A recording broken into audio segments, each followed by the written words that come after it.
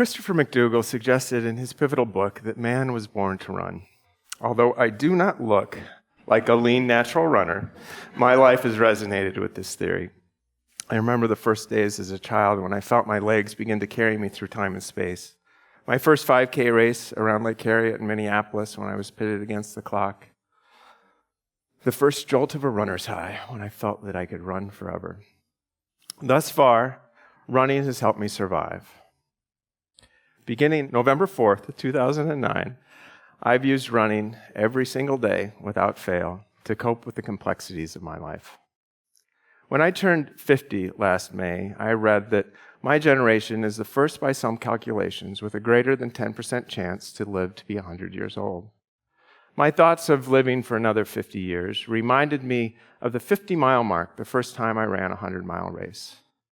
In that race, I experienced the celebration of having matched the furthest I'd ever run at one time, with the daunting fact that to be successful, I would have to accomplish that feat again.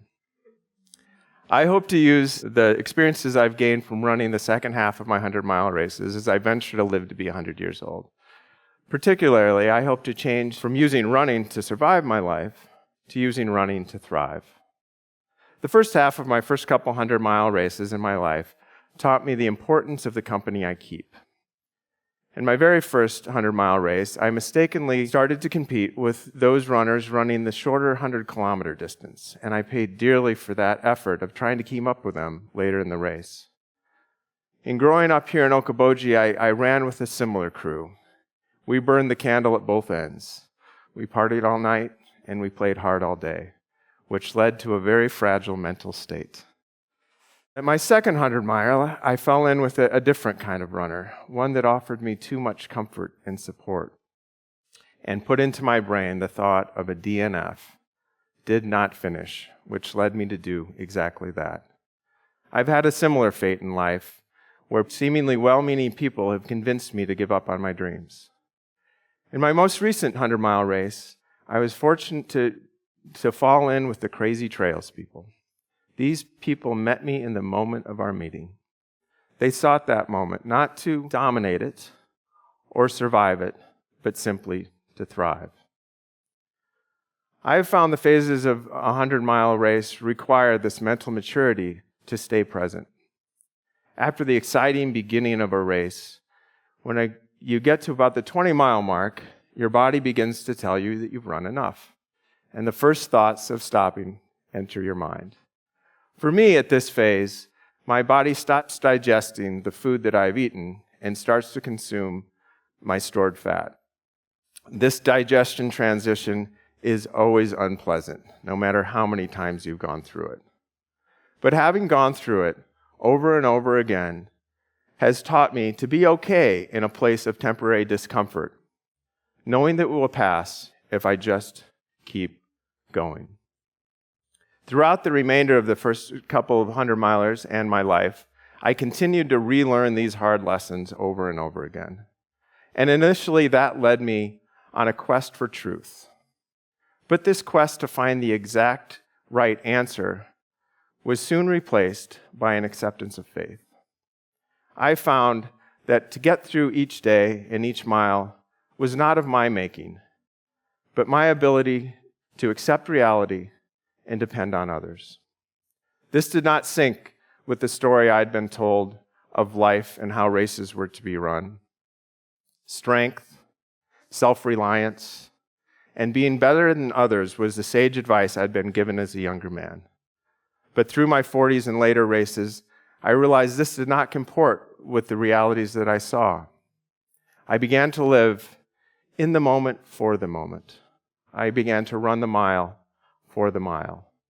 And I began to be present for all those I encountered. As I mentioned earlier, the 50-mile mark is a bittersweet distance in a 100-mile race. And I've found that being 50 years old is a difficult time of life. I'm more than halfway in both life and race, but in the race I've found that I have much more than halfway to go. I've depleted my physical resources in this first half, but I've found and developed mental and emotional resources in the second half of the race that initially allowed me to survive and now allow me to thrive. 60 is where this analogy splits. I have run the miles, but I have not lived the years.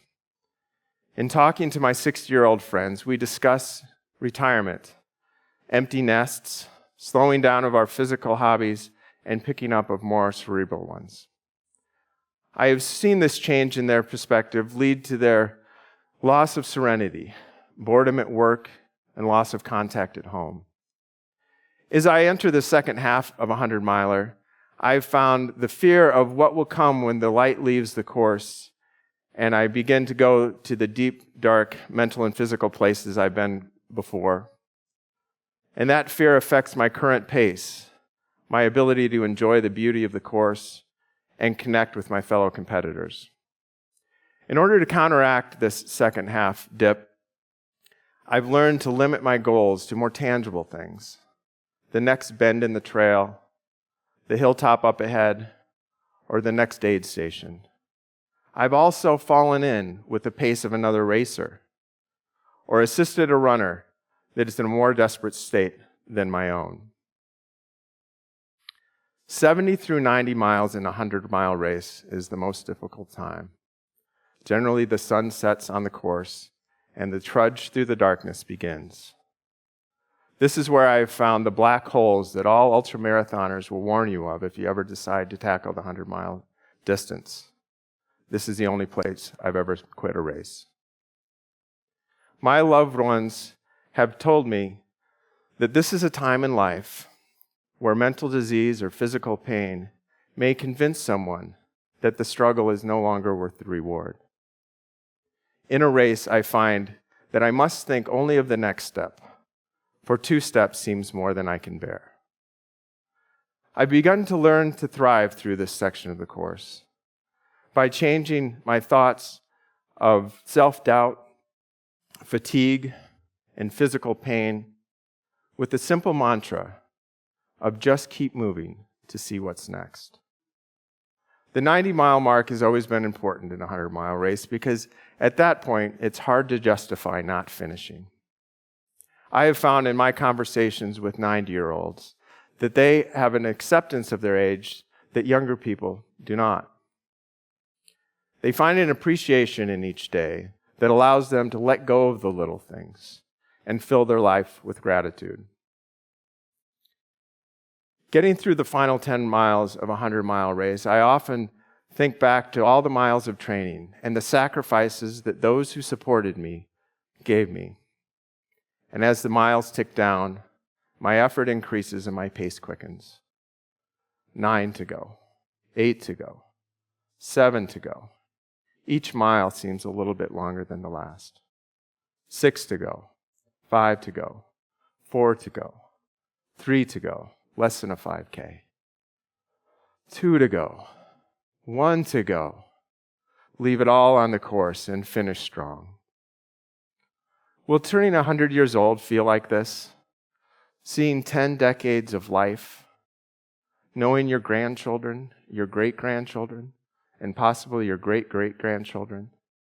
If we can maintain the ability to learn and teach through this time, these years seem so valuable. But currently, our society does not compensate us for these years. In fact, they may be the most expensive to live.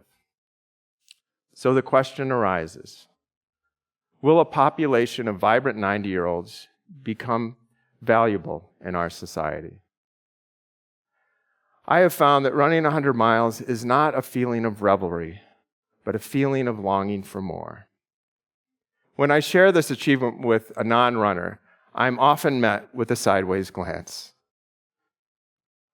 But sharing it with the amazing people I've met on the trails is one of my life's great joys. The people that I meet on the trails, the crazy trails people, they are gracious and generous, but they do not coddle. They congratulate me for my achievements, and they challenge me to do it again, a little faster or a little further.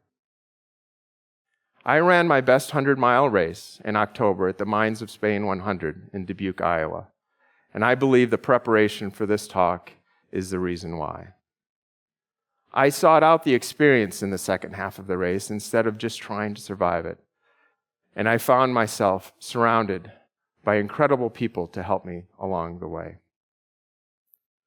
On my way back from that race, I stopped to see my great-aunt, Kathy Shores.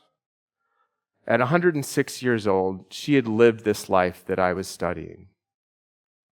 I asked her what it was like to live through all of those decades, and she said simply, each day at a time. I hope to continue to live and to run each day like Kathy did. And I hope to take on more crazy running adventures as I enter the second half of my life. I've set an audacious goal to test my theory of using running to thrive for another 50 years. On May 26th, 2069, the day that I turn 100 years old, I plan to go for a run with my friends and family by my side.